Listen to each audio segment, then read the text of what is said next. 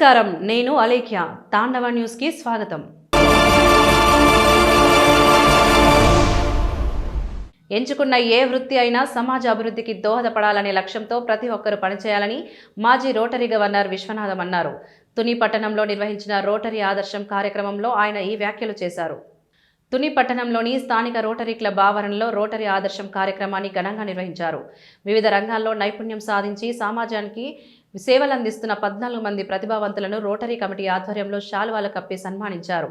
ఈ సందర్భంగా మాజీ రోటరీ గవర్నర్ విశ్వనాథం మాట్లాడుతూ రాష్ట్ర సామాజిక ఆర్థిక అభివృద్ధికి కృషి చేస్తున్న ప్రతి ఒక్కరిని రోటరీ సంస్థ గుర్తించి ప్రోత్సహిస్తోందని తెలిపారు.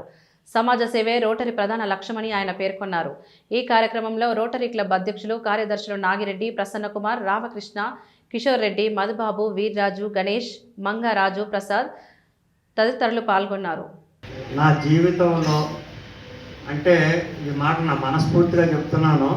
నేను చెప్తున్నప్పుడు నాకు కొద్దిగా వణుకు కూడా వస్తుంది. ఎందుకంటే ఇలాంటి ఎడ్యుకేషన్ సర్వీస్ కార్యక్రమాలు మేము ఎన్నో కార్యక్రమాలు చేసాం, ఎన్నో కార్యక్రమాలు చూశాను. కానీ ఈవేళ సెలెక్ట్ చేసినటువంటి మెంబర్స్ ఎవరినైతే ఈ మెంబర్స్ ఉన్నారో చూసారో వీళ్ళు తీసుకున్నటువంటి జాగ్రత్త అంటే ఎలాగంటే సాధారణంగా మనం ఒక గ్రహీతని సెలెక్ట్ చేసుకున్నప్పుడు పెద్ద స్థాయిలో ఉన్న వాళ్ళని సాధారణంగా మేము సెలెక్ట్ చేస్తాం.